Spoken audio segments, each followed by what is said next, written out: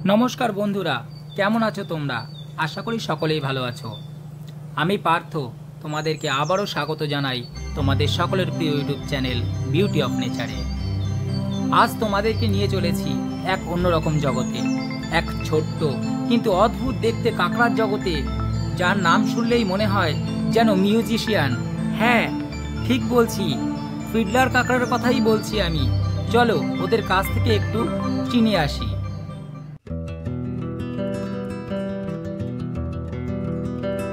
फिडलार काकड़ा hello एक धरनेर छोट्ट आकारेर काकड़ा Zara मूलत असिपडिडाई परिवारेर अंतर्भुक्त।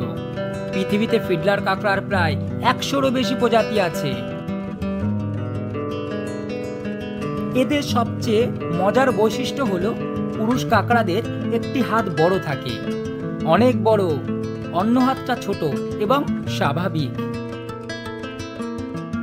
এই বড় হাতটা দিয়েই ওরা ওয়েভ করে, মানে বাতাসে নাড়াচাড়া করে, যেন কাউকে ইশারা করে ডাকছে বা আমন্ত্রণ জানাচ্ছে। এই আচরণ মূলত নারীদের আকর্ষণ করার জন্য আর অন্য পুরুষদের এলাকা থেকে দূরে রাখার জন্য ব্যবহৃত হয়।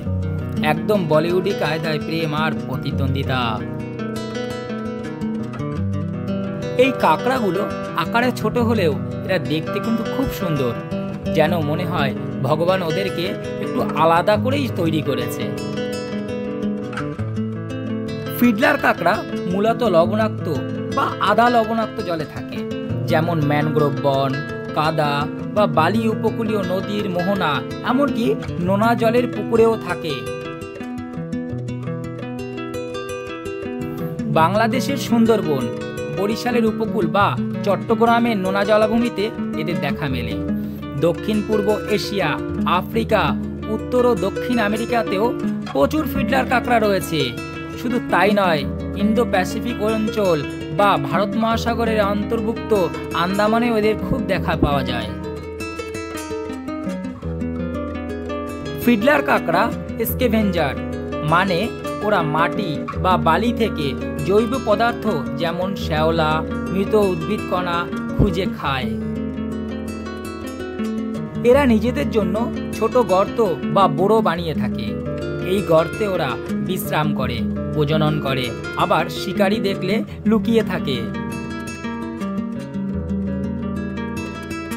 সবচেয়ে মজার জিনিস, পুরুষ কাকড়া ওদের গর্তের সামনে দাঁড়িয়ে হাত নাড়িয়ে ডান্স করে, যেন নিজেদের এলাকা নিয়ে খুব গর্বিত। মেটিং এর সময় নারী কাকড়া পুরুষের হাত নাড়ানোর ধরন দেখে পছন্দ করে। একবার পছন্দ হলে নারী কাকড়া সেই পুরুষের গর্তে ঢুকে যায়, এরপর প্রজনন ঘটে। নারী ফিডলার কাকড়া সাধারণত 1 থেকে 2 সপ্তাহ ডিম বহন করে, তারপর জলের ধারে ছেড়ে দেয়। ছোট বাচ্চাগুলো জলেই বেড়ে ওঠে। এই ছোট্ট প্রাণীগুলো প্রকৃতির ভারসাম্য রক্ষা করতে অনেক গুরুত্বপূর্ণ ভূমিকা রাখে।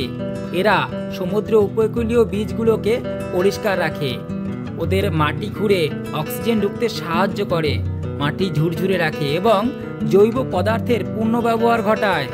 এক কথায় ওরা হলো প্রকৃতির ক্ষুদ্র কৃষক।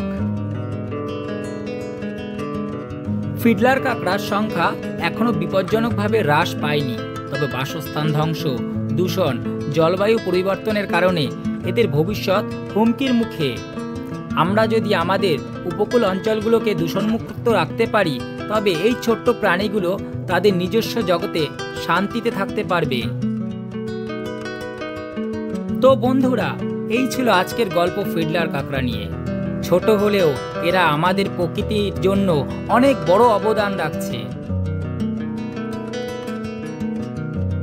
তোমরা কি আগে কখনো ফিডলার কাকড়া দেখেছো? যদি দেখে থাকো তাহলে কমেন্টে লিখে জানিও। আর ভিডিওটা ভালো লাগলে একটা লাইক, সাবস্ক্রাইব আর শেয়ার করতে ভুলো না।